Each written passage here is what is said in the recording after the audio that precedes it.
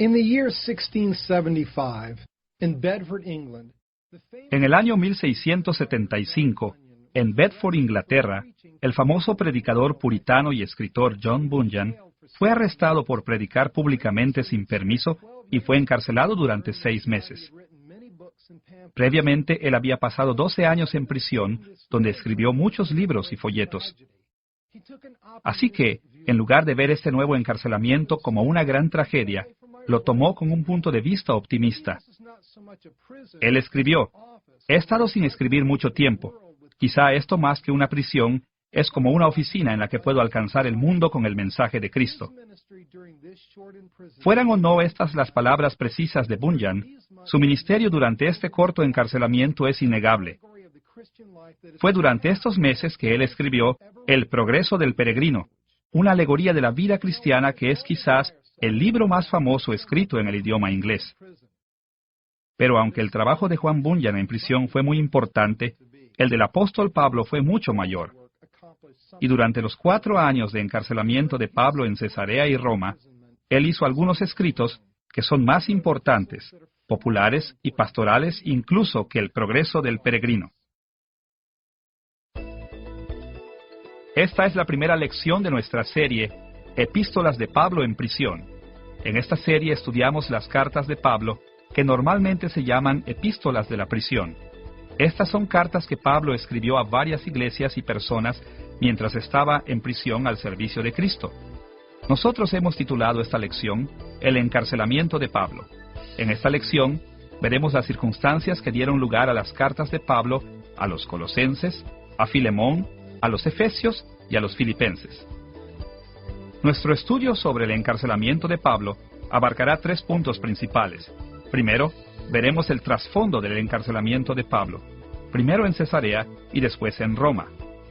Segundo, exploraremos el continuo ministerio de Pablo durante su encarcelamiento, viendo cómo continuó incluso sirviendo como apóstol de Cristo mientras estaba en prisión. Y tercero, examinaremos la unidad teológica de las epístolas de la prisión, enfocándonos en algunos temas principales que todas ellas comparten. Comencemos con el trasfondo del encarcelamiento de Pablo. Una de las primeras cosas que debemos mencionar es que los estudiosos no se han puesto de acuerdo sobre el lugar donde Pablo fue encarcelado cuando escribió sus cartas a los Colosenses, a Filemón, a los Efesios y a los Filipenses. Algunos creen que escribió desde Cesarea, mientras que otros creen que escribió desde Roma. En esta lección diremos que probablemente Pablo escribió desde Roma, aunque este detalle no será crítico para ninguna de nuestras interpretaciones. No obstante, debido a que estudiosos respetables discrepan en este punto, manejaremos ambas ciudades. Nuestra investigación sobre el trasfondo del encarcelamiento de Pablo empezará con un estudio de eventos que preceden su arresto. Después, exploraremos los eventos que rodean su arresto en Jerusalén, seguido de su primer encarcelamiento en Cesarea. Finalmente, veremos su subsiguiente encarcelamiento en Roma. Veamos primero los eventos que preceden su arresto.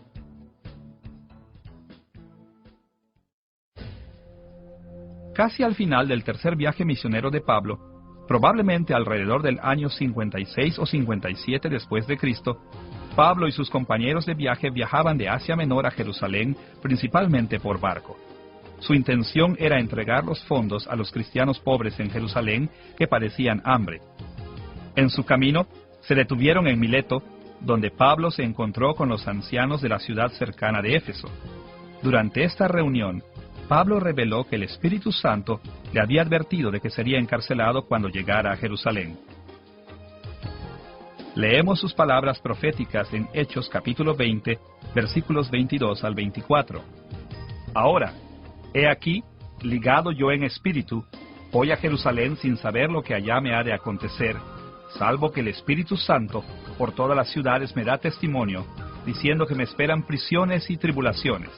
Pero de ninguna cosa hago caso, ni estimo preciosa mi vida para mí mismo, con tal que acabe mi carrera con gozo, y el ministerio que recibí del Señor Jesús, para dar testimonio del Evangelio de la gracia de Dios. En muchas de las ciudades que Pablo visitó, los creyentes profetizaron que encarcelarían a Pablo. pero el Espíritu Santo compelió a Pablo hacia ese encarcelamiento. Así que Pablo sabía que estas profecías no eran para disuadirlo de su curso, sino para prepararlo para sus próximas penalidades. Pablo tenía muchos enemigos en Jerusalén y sabía que podría ser arrestado y encarcelado cuando llegara, pero también sabía que este sufrimiento era parte del plan de Dios para él. De Mileto, Pablo y su compañía navegaron a Cos, después a Rodas y luego a Pátara. En Pátara tomaron una nave que los llevó por Chipre antes de llegar a Tiro. En Tiro el Espíritu Santo movió a muchos más creyentes para advertir a Pablo de las próximas penalidades en Jerusalén. Pero aún así, Pablo tuvo perseverancia para alcanzar su meta. De Tiro el grupo navegó a Tolemaida y después a Cesarea, en la costa de Samaria. Debido a que había tantas ciudades llamadas Cesarea en el mundo antiguo, a esta ciudad en particular a veces se le llama Cesarea Marítima para distinguirla de las otras. Durante su estancia en Cesarea Marítima, Pablo fue advertido otra vez de no ir a Jerusalén.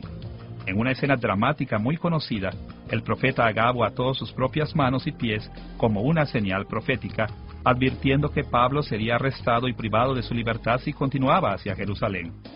Es fácil entender por qué los amigos de Pablo no querían que fuera arrestado. Ellos probablemente temían por la seguridad de Pablo y no querían que lo dañaran. Pero Pablo sabía que Dios estaba planeando usar su arresto y encarcelamiento para llevar más allá el Evangelio. Como leemos en Hechos capítulo 21, versículo 13. Entonces Pablo respondió: Yo estoy dispuesto no solo a ser atado, mas aún a morir en Jerusalén por el nombre del Señor Jesús. Pablo entendió que su próximo encarcelamiento era una parte necesaria de su ministerio. Su encarcelamiento sería para el nombre del Señor Jesús. Es decir, el Espíritu Santo iba a usar el encarcelamiento de Pablo como un medio a favor del Evangelio y para ministrar a la iglesia. Y Pablo tenía buenas razones para confiar en el Espíritu Santo conforme enfrentaba estos peligros. Anteriormente, durante su segundo viaje misionero, Pablo había visto que el Espíritu Santo lo cuidaba. Según Hechos capítulo 16, versículos 6 al 10, Pablo había querido predicar el Evangelio en Asia y Bitinia, pero el Espíritu Santo le había prevenido. Aunque esto debió parecerle extraño a Pablo, obedeció al Espíritu y viajó a Troas. En Troas, Pablo recibió una visión que le reveló el plan de Dios. Pablo debía llevar el Evangelio a Macedonia. El trabajo de Pablo en Macedonia resultó ser bastante fructífero. Pero si Pablo hubiera desobedecido al Espíritu Santo predicando en Asia y Bitinia, él no habría podido predicar en Macedonia. A través de esta experiencia y muchas otras, Pablo llegó a saber que Dios trabaja de maneras misteriosas, y por lo tanto, él estaba listo para seguir la dirección del Espíritu hacia Jerusalén, sin importar lo que allí pasara. Para Pablo era suficiente saber lo que Dios quería que él hiciera y confiar en que Dios usaría este sufrimiento para lograr algo maravilloso e inesperado. Con este conocimiento limitado de su futuro, pero también con la confianza segura en el Espíritu de Dios, Pablo estaba dispuesto a enfrentar la prisión. Terminó su tercer viaje misionero, viajando a Jerusalén, probablemente por el año 57 después de Cristo. Según el capítulo 20 de Hechos, versículo 16, él pudo haber llegado cerca del tiempo de Pentecostés, más o menos a principios del verano. Ahora que estamos familiarizados con los eventos que preceden el arresto de Pablo, estamos en posición de investigar las circunstancias de su arresto en Jerusalén. ¿Cómo entró Pablo en conflicto con las autoridades en Jerusalén? ¿Por qué fue encarcelado?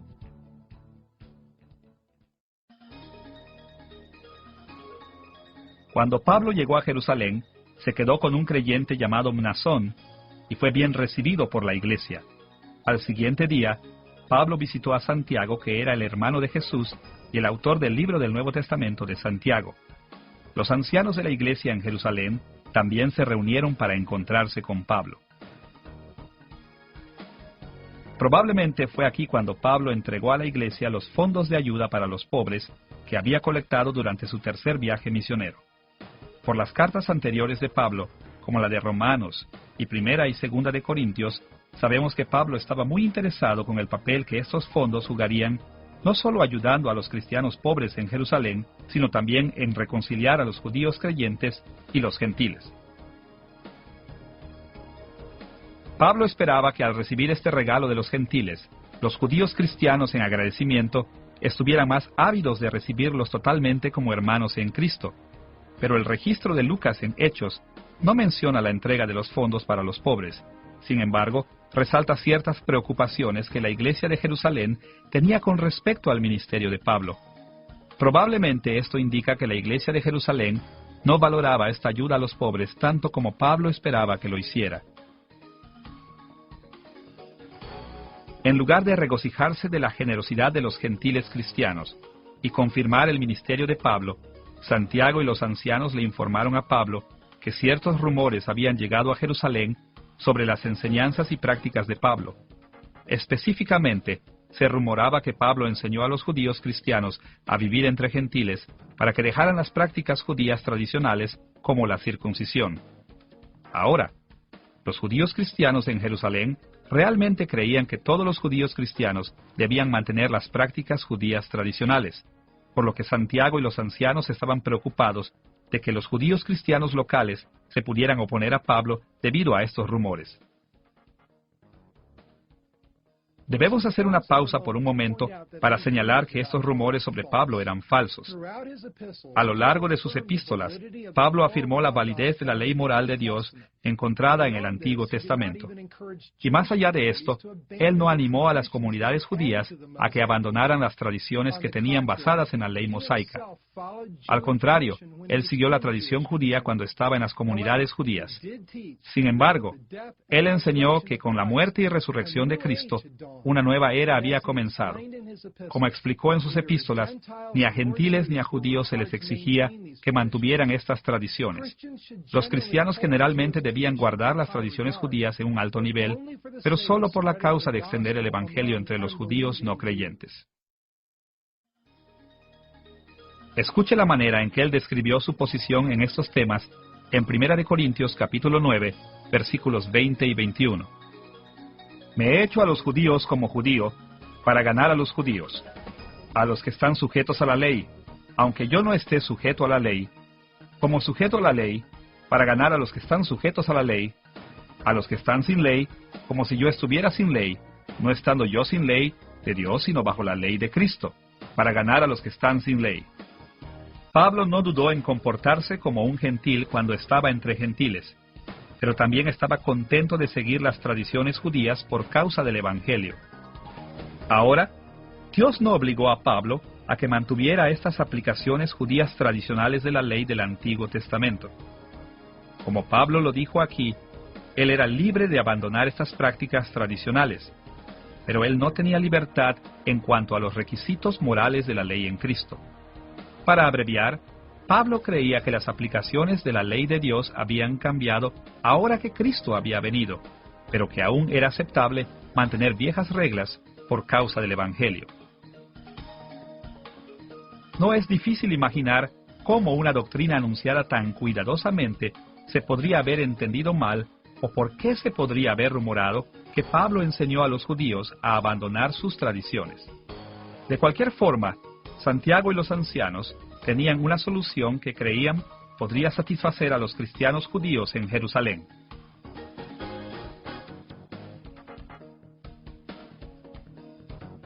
Específicamente, sugirieron que Pablo demostrara su compromiso con la ley mosaica participando en los rituales del templo en Jerusalén. En particular, le pidieron que hiciera los ritos de la purificación con 4 hombres que habían hecho voto de nazareato. Esto mostraría la obediencia de Pablo a la ley y sumisión a la tradición judía. También le pidieron a Pablo que pagara los gastos relacionados con estos 4 nazareos, lo que demostraría el grado de la piedad de Pablo.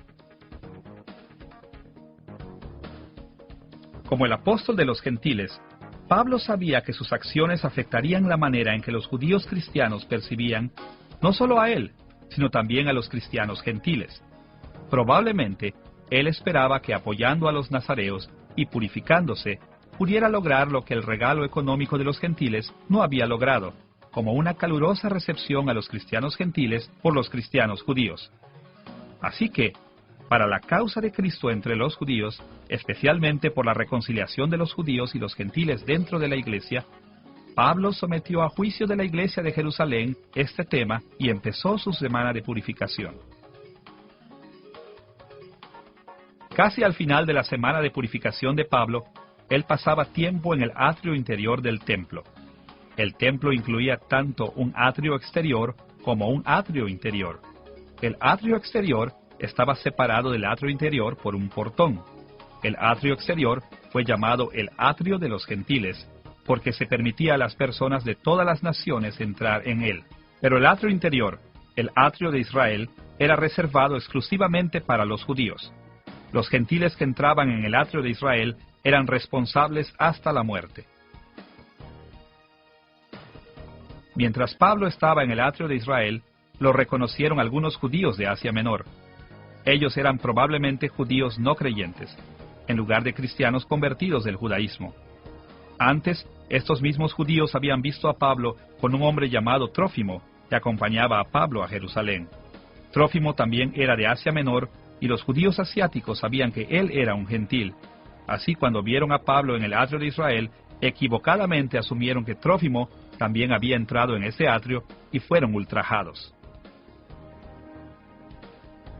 En respuesta a estos judíos pusieron a la ciudad en contra de Pablo, y un grupo de revoltosos enfadados lo echó del atrio de Israel, intentando matarlo.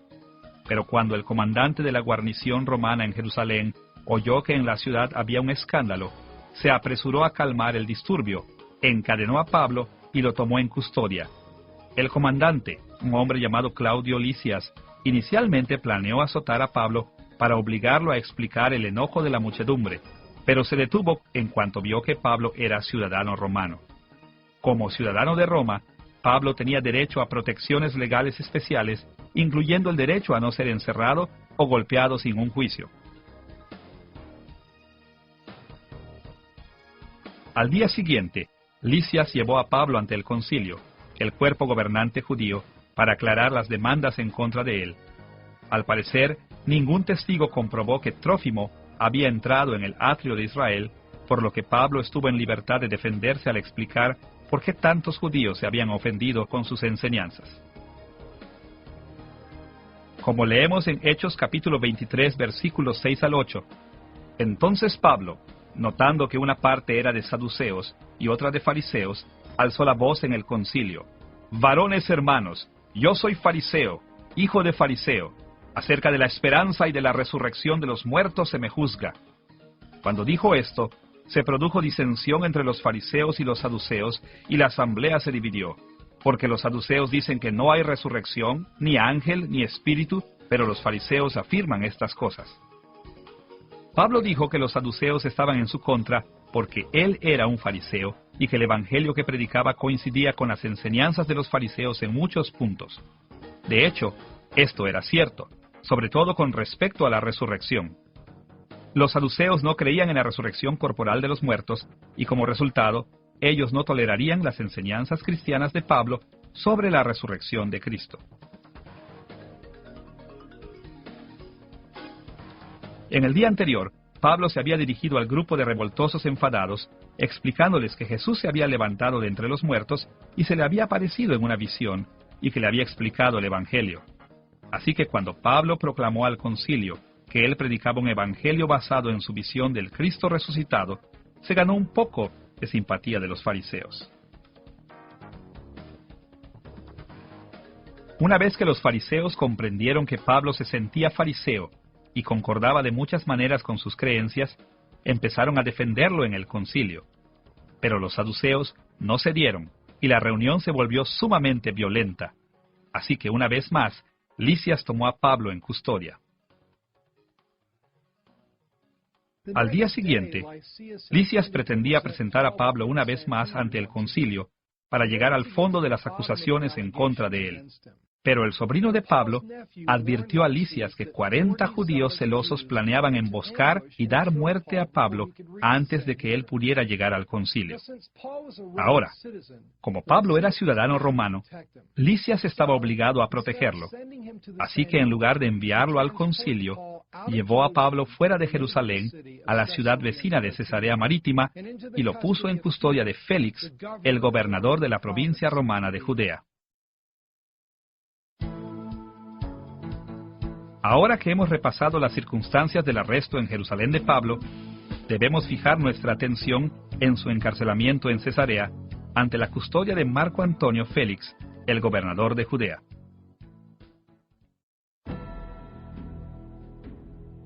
Durante el período del encarcelamiento de Pablo, la provincia romana de Judea estaba formada esencialmente por las regiones conocidas como Judea en el sur, Samaria en el centro y Galilea en el norte. Usted recordará que Cesarea Marítima estaba en la costa de Samaria. También era la ciudad capital de la provincia romana de Judea. Cuando Pablo llegó a Cesarea por primera vez, probablemente en el año 57 después de Cristo, fue custodiado durante 5 días hasta que sus acusadores llegaron de Jerusalén. Entre los que lo acusaban se encontraban el sumo sacerdote Ananías, varios ancianos judíos y Tértulo, que era el abogado del grupo. Cuando los que lo acusaban llegaron, llegó un rumor a los oídos de Félix. Tértulo decía que Pablo perturbaba la paz e incitaba alborotos. Esta era una acusación muy seria ante los ojos del gobernador Félix, ya que era su deber mantener la paz en Judea. Pero aún más importante desde el punto de vista judío, ellos también acusaban a Pablo de intentar violar el templo. Los ancianos judíos que estaban presentes afirmaron esta acusación, aunque ninguno de ellos testificó oficialmente. Evidentemente, los judíos creían sinceramente en los rumores falsos sobre Pablo. Parecían estar convencidos de que Pablo estaba en contra del judaísmo y que él admitiría orgullosamente su intento de profanar el templo. Por lo tanto, el único testigo que los acusadores judíos llamaron por nombre fue el propio Pablo. En Hechos capítulo 24, versículo 8, leemos las palabras de cierre de Tértulo hacia Félix, mandando a sus acusadores que viniesen a ti. Tú mismo, pues, al juzgarle, podrás informarte de todas estas cosas de que le acusamos. Ahora, Pablo no era abogado, pero su respuesta ante sus acusadores estaba obligada. Su defensa tenía 4 puntos principales. Primero, señaló que no había ningún testigo en contra suya, para ninguno de los supuestos crímenes. Esto significaba que no había bases para ninguno de sus cargos. Este era un punto importante, porque Pablo fue acusado de cometer sus crímenes a plena luz del día, frente a mucha gente. Si él hubiera sido culpable, ciertamente alguien debió haberlo visto. Segundo, él defendió debidamente que otros habían perturbado la paz, no él. El alboroto había sido comenzado por los judíos de Asia Menor. Pablo no era un alborotador de la paz romana, los judíos sí lo eran. Este hecho fue confirmado por la carta de Lisias, que acusaba a los judíos de planear asesinar a Pablo. Tercero, y quizás para sorpresa de sus acusadores, Pablo declaró que él no hubiera tenido ningún deseo de manchar el templo. Al contrario, él creía en todo lo escrito en las Escrituras y había venido al templo para rendir culto. Cuarto, Pablo recordó a la corte que el concilio no lo había encontrado culpable. Este argumento realmente dañaba a la parte acusadora. Los miembros del jurado judío, el concilio, no lo habían encontrado culpable de los supuestos crímenes. ¿Por qué entonces ellos seguían buscando su ejecución? Ahora, en la misteriosa providencia de Dios, Félix era un gobernante deshonesto. Basado en las insuficientes acusaciones en contra de Pablo, Félix hubiera podido soltarlo, pero no lo hizo. Él vio una oportunidad para aprovecharse de la situación, así que decidió detener el caso y prefirió esperar a que Pablo le ofreciera un soborno. En Hechos capítulo 24, versículo 26, Lucas explicó: Félix esperaba también con esto que Pablo le diera dinero para que le soltase, por lo cual muchas veces lo hacía venir y hablaba con él. Inicialmente, Félix dijo que él llevaría el caso de Pablo cuando Lisias, el comandante romano, llegó a Cesarea. Pero Félix aplazó el caso de Pablo durante 2 años. Al final de estos 2 años, sin embargo, Félix fue reemplazado como gobernador por Porcio Festo. Cuando Festo tomó su puesto como gobernador en el año 59 después de Cristo, los oponentes judíos de Pablo en Jerusalén vieron otra oportunidad de matar a Pablo. Planearon otra emboscada y pidieron a Festo que entregara a Pablo en manos de Jerusalén, pretendiendo así que su caso fuera reabierto y se manejara localmente. Así que Festo convino en preguntar si Pablo estaría dispuesto a que su caso se escuchara en Jerusalén en lugar de en Cesarea. A estas alturas, en lugar de estar de acuerdo en que su caso se llevara en Jerusalén, Pablo recurrió a su derecho como ciudadano romano para que su caso fuera llevado por el propio Nerón César, y a Festo no le quedó otra opción más que conceder esta demanda. Las Escrituras no hablan de cuál fue la motivación específica de Pablo sobre esta apelación, pero sabemos algunos detalles que podrían explicarlo. Primero, Pablo no tenía muchas razones para creer que sería liberado después de un juicio en Jerusalén. Él ya había pasado 2 años en prisión porque Félix no había sido justo con él. No tenía ninguna razón para creer que Festo sería más justo en su caso. Segundo, Pablo probablemente estaba consciente del complot judío para matarlo. Lucas, el autor de Hechos y un amigo de Pablo, sabían del complot para asesinar a Pablo durante su traslado de Cesarea a Jerusalén. Tercero, la razón más importante: cuando Pablo fue arrestado por Lisias, el Señor se le apareció a Pablo en un sueño, asegurándole que viviría para proclamar el Evangelio en Roma.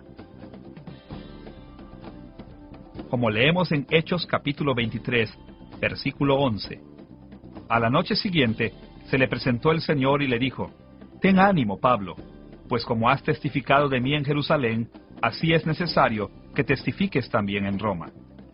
El hecho de que Pablo hubiera recibido esta visión en el momento de su arresto le daba razón para pensar que su encarcelamiento le daría en el futuro la oportunidad de proclamar a Cristo en Roma. Como hemos visto, el Espíritu Santo ya había llevado a Pablo a creer que su encarcelamiento llevaría su ministerio del Evangelio más allá. A estas alturas, él había entendido que su encarcelamiento abriría las puertas para ir a Roma. Cualquiera de estas razones habría sido suficiente para que Pablo llevara su caso ante César, pero cualquiera que fuera su motivación, lo que está claro es que finalmente Pablo iba a poder predicar el Evangelio en Roma, aunque fuera desde la prisión. Ahora, antes de que Pablo fuera enviado a Roma, tuvo la oportunidad de explicar su caso ante el rey Herodes Agripa II. Y después de oír los argumentos de Pablo, Agripa le dijo a Festo que Pablo podría ser liberado sin tener que presentarse ante César. Pero el Señor tenía algo muy diferente en mente para Pablo. Por razones que incluso no estaban claras para Pablo en ese momento, el Señor planeaba usar el encarcelamiento de Pablo en Roma para extender el Evangelio. Habiendo explorado los 2 años del encarcelamiento en Cesarea de Pablo, ahora estamos preparados para ver su subsiguiente encarcelamiento en Roma. Empezaremos enfocándonos en el largo viaje de Cesarea a Roma. Debido a que Pablo era prisionero de Roma, tenía que ser transportado bajo la guardia romana. Así que fue puesto bajo la autoridad de un centurión romano llamado Julio y embarcado rumbo a Asia Menor. Se le permitió a Pablo que sus compañeros de viaje Lucas y Aristarco lo acompañaran. El barco navegó de Cesarea probablemente a fines del año 59 después de Cristo. Primero llegaron a Sidón, en donde a Pablo le fue permitido visitar a algunos de sus amigos. De Sidón navegaron pasando por Chipre y a lo largo de la costa de Cilicia y Panfilia, antes de llegar a Mira, en la región de Licia. En Mira, abordaron una nave hacia Italia. A partir de este punto, navegaron con mal tiempo. Llegaron hasta Gnido y se vieron forzados a cambiar de rumbo hacia el sur, navegando hacia la isla de Creta, hasta llegar finalmente a buenos puertos. Como ya era invierno, el clima era peligroso para navegar. Los peligros de navegar en este tiempo llevaron a Pablo a aconsejarle al centurión Julio que no zarpara hacia Italia. Aunque pudiera parecer ilógico que Pablo aconsejara a marineros expertos, es importante recordar no solo que él tenía la visión profética, sino también, según 2 de Corintios capítulo 11, versículo 25, que Pablo había sobrevivido 3 naufragios antes de esto. Pablo quería predicar el Evangelio en Roma. Él no les aconsejó que no navegaran porque quisiera evitar su destino a Roma, sino porque quería llegar a Roma sano y salvo. De cualquier manera, el capitán y dueño del barco convenció a Julio de que su viaje tendría éxito, y la nave partió una vez más. No mucho tiempo después, se encontraban dentro de una tormenta violenta, llevándolos hasta muy adentro del mar Mediterráneo. La tormenta duró 2 semanas, tiempo durante el que Pablo ministró a los que estaban a bordo y los animó diciéndoles que Dios le había revelado que todos sobrevivirían. Más adelante, la nave golpeó un arrecife cerca de la isla de Malta y se destruyó por el oleaje. Con la nave destruida, los marineros, los soldados, los prisioneros y todos los demás en la nave se quedaron en Malta. Pablo, sus compañeros y sus guardias permanecieron en Malta durante 3 meses, siendo bien atendidos durante este tiempo por los residentes de la isla. Durante la estancia de Pablo en Malta, ocurrieron algunos eventos notables. En una ocasión, Pablo fue mordido por una serpiente venenosa. Primero, los nativos tomaron esto como una señal de que Pablo era un asesino y esperaban que se muriera. Pero Pablo no se enfermó ni sufrió los efectos de la mordedura de la serpiente. Como resultado, los nativos cambiaron su manera de pensar sobre Pablo y empezaron a creer que él era un dios.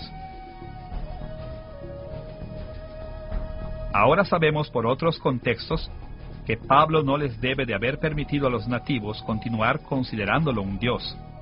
Por ejemplo, cuando la gente de Listra confundió a Pablo con el dios Hermes, Pablo les dijo que él era solo un hombre y aprovechó la oportunidad para presentarles el Evangelio, por lo que podemos asumir que esto también es lo que hizo en Malta. Pablo también realizó muchas curaciones milagrosas en Malta. Su ministerio de sanidad empezó cuando sanó al padre de Publio. Publio era el jefe de los oficiales de Malta. Y cuando se difundió la noticia de que Pablo había sanado al padre de Publio, todos los demás que estaban enfermos en Malta también vinieron a Pablo y fueron sanados. 3 meses después, a principios del año 60 después de Cristo, el invierno había pasado. Así que Pablo, sus compañeros y guardias izaron velas una vez más hacia Italia. Saliendo de Malta, navegaron al norte hacia la isla de Sicilia, llegando a Siracusa. De Siracusa, navegaron rumbo a Regio, en la punta del sur de la península itálica. Cuando ellos dejaron Regio, un fuerte viento del sur los llevó rápidamente hasta la costa de Puteoli, donde los creyentes vinieron de los alrededores para visitar a Pablo. Después de una semana, Pablo finalmente se dirigió a Roma. Llegó a Roma a fines del año 60 después de Cristo y fue puesto bajo arresto domiciliario. Pablo vivió bajo arresto domiciliario en Roma durante 2 años, desde el año 60 hasta el año 62 después de Cristo. Durante este tiempo estuvo bajo custodia, pero se le permitía recibir visitas y enseñar libremente. Porque la dirección judía en Judea no había informado a los judíos romanos sobre el caso de Pablo, los judíos romanos tenían sus propias dudas acerca de Pablo. A través de sus predicaciones, algunos de ellos se convirtieron al cristianismo, pero otros rechazaron sus enseñanzas sobre Jesús y sus argumentos sobre el Antiguo Testamento. Lucas resumió la estancia de Pablo en Roma en Hechos capítulo 28, versículos 30 y 31. Y Pablo permaneció 2 años enteros en una casa alquilada y recibía a todos los que a él venían, predicando el reino de Dios y enseñando acerca del Señor Jesucristo abiertamente y sin impedimento. El arresto de Pablo en Jerusalén fue injusto, doloroso e incluso atentó contra su vida. Su encarcelamiento en Cesarea había sido una gran injusticia. Su viaje a Roma también involucró muchas penalidades, pero al final los anhelos de Pablo se realizaron y la palabra de Dios fue cumplida. Pablo llegó a Roma y durante 2 años pudo predicar el Evangelio audazmente y sin contrariedades, a pesar de su encarcelamiento, en la ciudad capital del imperio más poderoso de sus días. Ahora que hemos analizado el trasfondo del encarcelamiento de Pablo, estamos en posición de explorar su continuo ministerio durante su encarcelamiento. Como veremos, Pablo no perdió el tiempo durante su estancia en prisión. Por el contrario, continuó sirviendo activamente como un ministro del Evangelio de Jesucristo. Pablo era un apóstol. Jesús lo había llamado y entrenado personalmente, y lo nombró su embajador, su emisario del pacto. Aunque hoy nos parezca extraño, el oficio de Pablo y su tarea designada no cesaron aun cuando estuvo encarcelado. Por el contrario, en la providencia de Dios, la prisión era exactamente donde Dios quería que Pablo estuviera en este momento de su vida.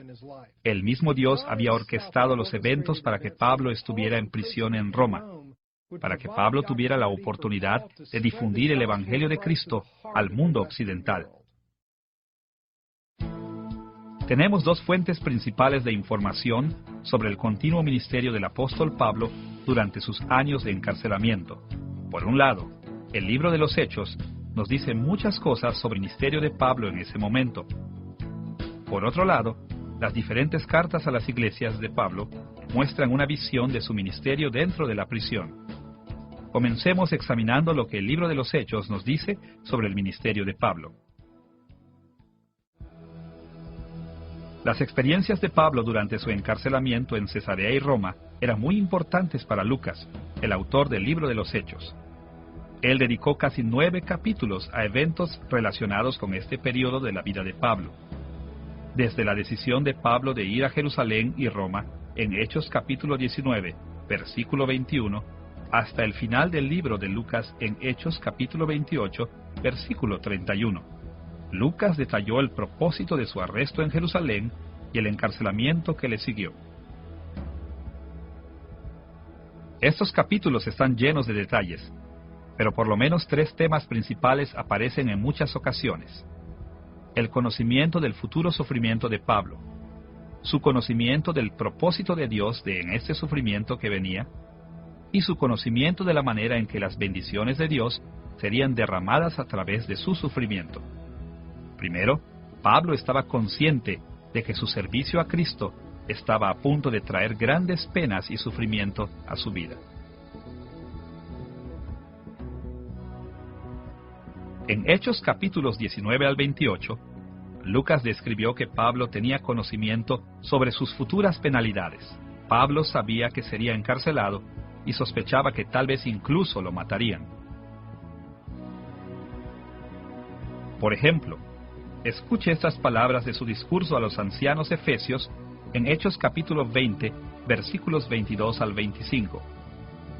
Ahora, he aquí, ligado yo en espíritu, voy a Jerusalén sin saber lo que allá me ha de acontecer, salvo que el Espíritu Santo por todas las ciudades me da testimonio, diciendo que me esperan prisiones y tribulaciones, ni estimo preciosa mi vida para mí mismo.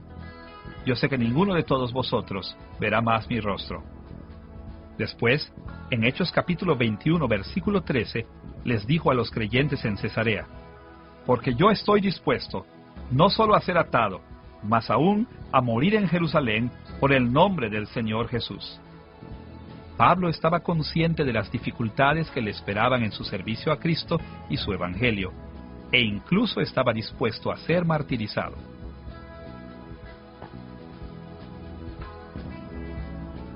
En segundo lugar, Pablo estaba bien consciente del propósito de su sufrimiento. Él sabía que si en los planes de Dios estaba su sufrimiento, también en los planes del Señor usaría este sufrimiento para promover el Evangelio. Pablo creía que Dios usaría su sufrimiento para extender el Evangelio cristiano.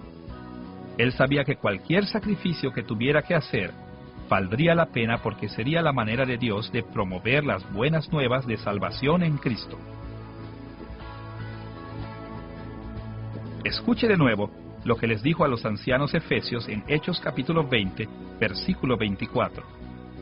Ni estimo preciosa mi vida para mí mismo, con tal que acabe mi carrera con gozo y el ministerio que recibí del Señor Jesús, para dar testimonio del Evangelio de la gracia de Dios. Pablo estaba convencido de que su ministerio en la prisión incluiría testificar por el Evangelio, y que parte de su tarea como apóstol era sufrir estas adversidades. En lugar de opacar el ministerio apostólico de Pablo, el encarcelamiento sería el medio por el cual Pablo logró su ministerio. De hecho, cuando leemos en otra parte del libro de los Hechos, esto es precisamente lo que pasó. En Hechos capítulo 22, versículos 1 al 21, leemos que cuando Pablo fue arrestado en Jerusalén, presentó su testimonio cristiano a la multitud. Esto lo guiaba hacia su muerte.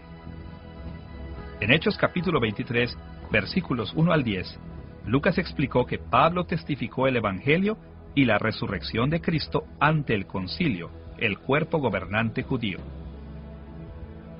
Entonces, en Hechos capítulo 24, versículos 14 al 26, aprendemos que Pablo proclamó el Evangelio a la corte cesarea, tanto públicamente a su audiencia como personalmente al gobernador Félix y su esposa judía Drusila.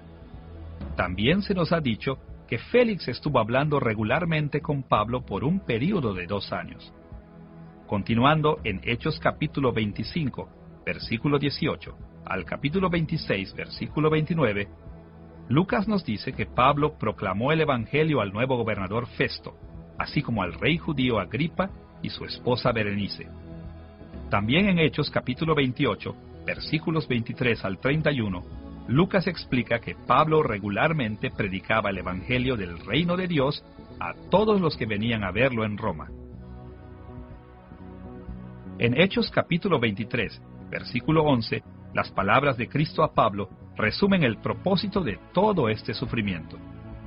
Ten ánimo, Pablo, pues como has testificado de mí en Jerusalén, así es necesario que testifiques también en Roma.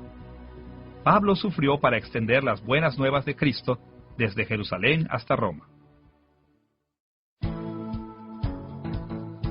En tercer lugar, Pablo estaba muy consciente de las bendiciones de Dios sobre su ministerio durante este tiempo. El registro de Lucas en Hechos capítulos 19 al 28 deja claro que el testimonio del Evangelio de Pablo se extendió con las grandes bendiciones del Espíritu de Dios. Lucas también nos dice que el ministerio de Pablo incluía otras cosas que le ayudaban a proclamar el Evangelio y las aplicaba a la vida de las personas. Por ejemplo, recibió e interpretó visiones para proteger la vida de los que iban en el barco que chocó con el arrecife. Sanó al enfermo en Malta. Asimismo, atendió las necesidades individuales de los creyentes que vinieron a verlo. Además de la información que está en el libro de los Hechos, podemos aprender mucho sobre el ministerio continuo de Pablo durante su encarcelamiento, de sus cartas del Nuevo Testamento a las iglesias en Colosas, Éfeso, Filipos y al hombre colosense Filemón. Hay muchas maneras de resumir el ministerio de Pablo, pero por lo menos hay 4 temas principales. Aunque estaba físicamente preso, Pablo siguió ministrando, predicando el Evangelio a varios mandatarios y a sus visitantes, orando en nombre de las iglesias y de los creyentes alrededor del mundo, sufriendo muchas adversidades para el beneficio de la iglesia y, claro, escribiendo y enviando cartas a varias iglesias y personas alrededor del mundo. Primero, Pablo predicó el Evangelio durante este tiempo. Como hemos visto, Pablo soportó la prisión principalmente para ganar nuevas oportunidades de proclamar el Evangelio, y sus cartas de la prisión confirman esta idea. Esto lo vemos no solo porque él mismo se identificaba regularmente como embajador de Cristo en sus cartas, sino también en las oraciones que pedía de las iglesias a las que él les escribió. Por ejemplo, escuche su petición en Efesios capítulo 6, versículos 19 al 20. Oren por mí, a fin de que al abrir mi boca me sea dada palabra para dar a conocer con denuedo el misterio del Evangelio, por el cual soy embajador en cadenas, que con denuedo hable de él como debo hablar. Pablo sabía que, incluso en su prisión, su principal responsabilidad era proclamar el Evangelio, por lo que le pidió a los efesios que oraran por él para que tuviera la fuerza para cumplir su responsabilidad apostólica. Similarmente, en Colosenses capítulo 4, versículos 3 y 4, escribió: orando también al mismo tiempo por nosotros, para que el Señor nos abra puerta para la palabra, a fin de dar a conocer el misterio de Cristo, por el cual también estoy preso, para que lo manifieste como debo hablar. Pablo quería que oraran por él, para que tuviera la oportunidad de predicar el Evangelio y poder aprovechar las buenas oportunidades que se le presentaran.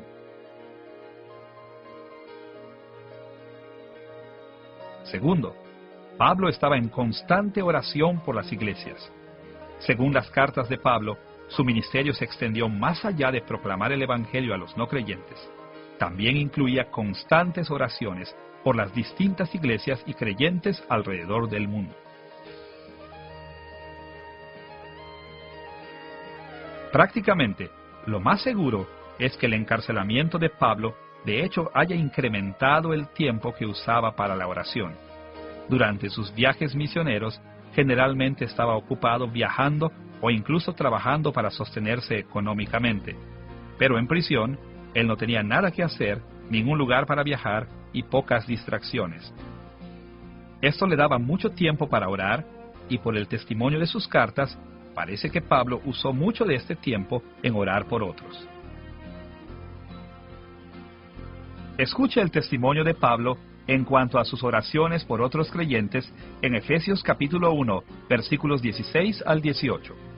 No ceso de dar gracias por vosotros, haciendo memoria de vosotros en mis oraciones, para que el Dios de nuestro Señor Jesucristo os dé espíritu de sabiduría y de revelación, alumbrando los ojos de vuestro entendimiento.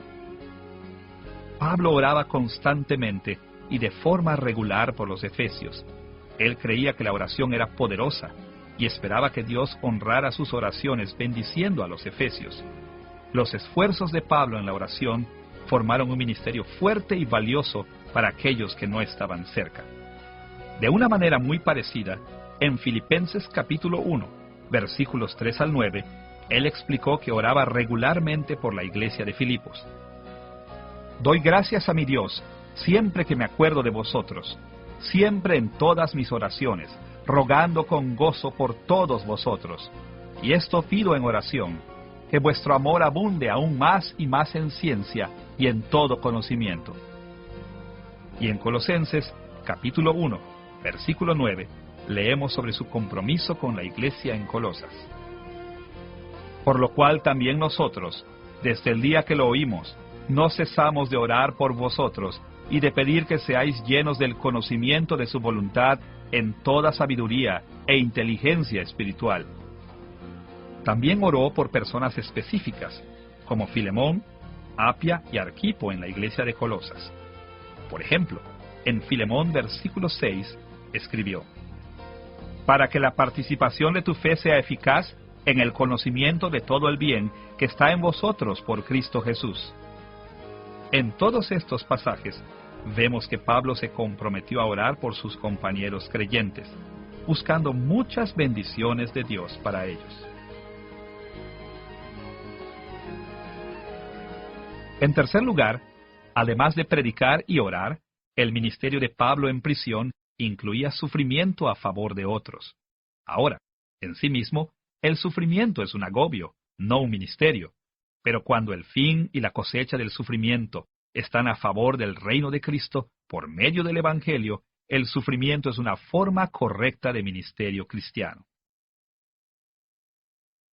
Los cristianos siempre han sufrido y siempre sufrirán hasta que Jesús regrese. La Biblia nos lo asegura. Ahora, eso no significa que todos los cristianos sufren de la misma manera o al grado que sufrió Pablo, pero Dios ha ordenado que hasta que Jesús regrese para terminar su obra, hasta que Él haya consumado su reino en la tierra, sus enemigos seguirán luchando contra Él. Y esto significa que el pueblo de Jesús continuará sufriendo. Pero la vida de Pablo demuestra algo. Nuestro sufrimiento no es en vano. Al contrario, el sufrimiento de los santos bendice a la iglesia. El sufrimiento de los cristianos testifica para el Evangelio y aumenta la gloria que heredará la iglesia. Sufrir por causa del Evangelio es un ministerio poderoso y con gran propósito. En primer lugar, es un testimonio indiscutible a la verdad del Evangelio. Por eso normalmente nos referimos a los cristianos que mueren por su fe como mártires o testigos. Ya hemos visto varias maneras en que el sufrimiento de Pablo le dio oportunidades para predicar el Evangelio, pero también animó a otros a proclamar el Evangelio. Escuche las palabras de Pablo en relación con esto en Filipenses capítulo 1, versículo 14. Y la mayoría de los hermanos, cobrando ánimo en el Señor con mis prisiones, se atreven mucho más a hablar la palabra sin temor.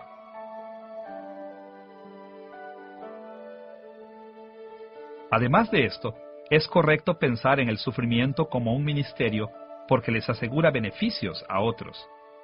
Después de todo, Jesucristo sufrió por los pecadores y murió para salvarnos. Y las Escrituras nos enseñan a seguir el ejemplo de Jesús, específicamente sufriendo por causa de otros. Como creyentes, debemos estar dispuestos a sufrir penalidad e incluso la muerte por el beneficio de otros, y debemos estar agradecidos del sufrimiento que otros llevan por esta causa. Cuando el apóstol Juan escribió en 1 de Juan capítulo 3, versículo 16, «En esto hemos conocido el amor, en que Él puso su vida por nosotros. También nosotros debemos poner nuestras vidas por los hermanos». Pablo lo creyó. Como hemos visto, él estuvo dispuesto a ir a prisión e incluso a morir, si era en favor del Evangelio. Leemos sobre su disposición para sufrir por otros en Efesios capítulo 3, versículo 13. «Por lo cual pido que no desmayéis a causa de mis tribulaciones por vosotros, las cuales son vuestra gloria».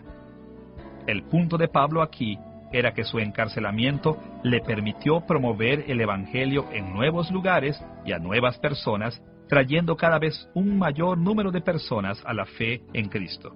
Cuando el Evangelio se extiende y la iglesia crece, aumenta la gloria que todos los creyentes heredarán. En tercer lugar, las cartas de Pablo demuestran que su sufrimiento era una continuación del sufrimiento mismo de Cristo. En Colosenses capítulo 1, versículo 24, Pablo hizo la mayor declaración con respecto a su sufrimiento. «Ahora me gozo en lo que padezco por vosotros, y cumplo en mi carne lo que falta de las aflicciones de Cristo por su cuerpo, que es la iglesia». En Colosenses capítulo 1, Pablo afirmó e hizo énfasis en la absoluta suficiencia de Cristo. Así, cuando dijo lo que falta de los sufrimientos de Cristo, Pablo no quiso decir que la muerte de Cristo no era suficiente para salvarnos, ni que los creyentes agregan su propio mérito a la muerte de Cristo. Más bien, Pablo quiso decir que el trabajo de Jesús aún no termina. Cuando Jesús murió y después ascendió al cielo, dio un gran golpe contra el mal y ganó eficazmente la guerra contra sus enemigos demoníacos. Pero Pablo sabía que las fuerzas satánicas continúan luchando contra Cristo y su reino. Jesús no quiere destruir totalmente a sus enemigos hasta que Él regrese en gloria.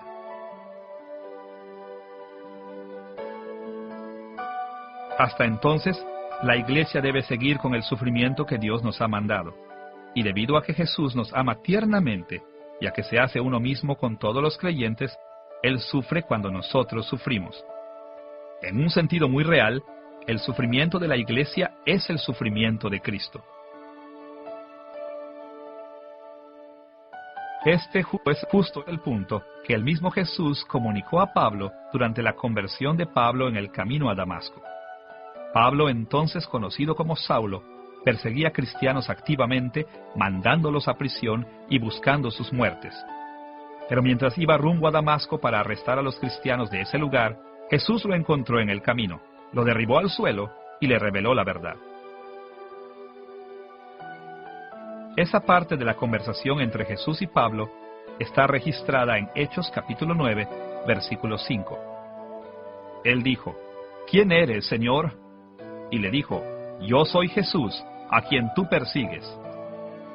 Jesús le dejó claro a Pablo que perseguir a los creyentes es perseguir al mismo Jesús, y por consiguiente, cuando un creyente sufre, Jesús también sufre. En resumen, entonces, Cristo debe sufrir hasta su regreso, y Él sufre a través del sufrimiento de su cuerpo, la Iglesia.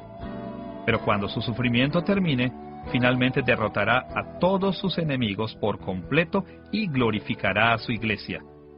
Pablo tuvo el privilegio de ayudar a Cristo a cumplir con ese sufrimiento. Además de indicar que predicó, oró y sufrió como apóstol, las cartas de Pablo también demuestran que se comprometió fuertemente con el ministerio, escribiendo mientras estaba preso. El ministerio de escritura de Pablo, durante los años de su encarcelamiento, se muestra en las cartas del Nuevo Testamento a las iglesias en Colosas, Éfeso, Filipos y al hombre colosense Filemón. A través de estas cartas, Pablo pudo llevar el ministerio pastoral apropiado a personas e iglesias. Y gracias a que estos escritos se han conservado para nosotros en el Nuevo Testamento, el ministerio de Pablo se ha multiplicado a lo largo de todo el mundo durante los últimos 2000 años. Los escritos de Pablo revelan un ministerio enriquecido a las personas e iglesias con quienes mantenía una relación. Él sabía muchas cosas sobre sus circunstancias y sobre ellos personalmente. Como resultado, Pablo pudo dirigirse a problemas específicos que concernían a sus lectores, tanto personales como teológicos. Incluso a algunos les dio instrucciones personales por nombre. A pesar de su imposibilidad de viajar, el ministerio de Pablo estaba bien informado y encajaba perfectamente a las situaciones específicas de las personas e iglesias a quienes les escribió. Considere, por ejemplo, que en su carta a los filipenses, Pablo entró en el ministerio pastoral exhortando a dos mujeres, Evodia y Síntique, a reconciliarse entre sí. Estas eran mujeres que Pablo conocía, mujeres que habían laborado junto con él, pero que habían entrado en discordia. La preocupación de Pablo por ellas era personal y de amor, y la solución a su problema iba con un cariño profundo. Las palabras para ellas las leemos en Filipenses capítulo 4, versículo 2. Ruego a Evodia y a Síntique que sean de un mismo sentir en el Señor. De una manera muy parecida, Pablo también exhortó a la conciliación entre creyentes en el libro de Filemón. Allí intercedió a favor de un esclavo llamado Onésimo, quien había huido de su amo colosense Filemón. De hecho, todo el libro de Filemón está dedicado a pedirle a Filemón que reciba en gracia a Onésimo. Según la carta de Pablo a Filemón, después de huir, Onésimo había buscado a Pablo, el amigo de Filemón. Y bajo el ministerio de Pablo, Onésimo se volvió cristiano. Es más, Onésimo permaneció con Pablo y lo atendió en la prisión. Así que, el ministerio de Pablo hacia Onésimo y Filemón era profundamente personal y se preocupó como su pastor y su amigo por reconciliarlos en su relación. Pablo también dirigió sus cartas a los problemas teológicos que envolvían a la iglesia en general, proveyendo instrucción con autoridad apostólica con mano pastoral. Su ministerio de enseñanza como representante con autoridad de Cristo no flaqueó durante su encarcelamiento. Más bien, Pablo continuó proporcionando revelaciones infalibles de verdad durante ese tiempo y continuó aplicando esa verdad a la iglesia por medio de sus cartas. Como hemos visto, tanto el libro de los Hechos como las cartas de Pablo del Nuevo Testamento indican que Pablo estaba activamente involucrado en el ministerio durante su encarcelamiento. Él sabía que Dios le había mandado la prisión como una oportunidad para propagar el Evangelio y para dar ejemplo a los santos. Así, inspirado con este conocimiento, dirigió un sólido ministerio de predicación, oración, sufrimiento y escritura, por el cual cumplió fielmente con todas sus encomiendas como un apóstol de Jesucristo. Ahora que hemos presentado el trasfondo del encarcelamiento de Pablo y hemos explicado su continuo ministerio durante su encarcelamiento, estamos listos para ver la unidad teológica de sus epístolas de la prisión. En esta sección, exploraremos algunos de los temas doctrinales que las epístolas de la prisión comparten en común y explicaremos cómo estos encajan en el sistema teológico más amplio de Pablo. Las cartas de Pablo de la prisión comparten algunos fundamentos doctrinales importantes. Básicamente, todas ellas testifican el mismo Evangelio. Pero más allá de esto, todas comparten una manera común de presentar ese Evangelio y tienden a dar énfasis a los mismos aspectos de ese Evangelio. Esto no quiere decir que son idénticas entre sí, pero hay un gran concepto que los une, un fundamento común del que todas ellas dependen. Y ese fundamento común es el hecho de que Jesucristo es el conquistador y gobernante de toda la creación. Nuestro análisis sobre la unidad teológica de las epístolas de la prisión darán énfasis a tres doctrinas principales. Primero, veremos la doctrina de que Jesucristo es el Rey de la creación. Segundo, nos enfocaremos más específicamente en un aspecto particular del reinado de Jesús sobre la creación, que llamaremos la unión con Cristo de los creyentes en su reinado. Y tercero, nos concentraremos en los requisitos de una vida ética que implican las dos primeras doctrinas. Empezaremos con la doctrina de que Jesucristo es el Rey de la creación.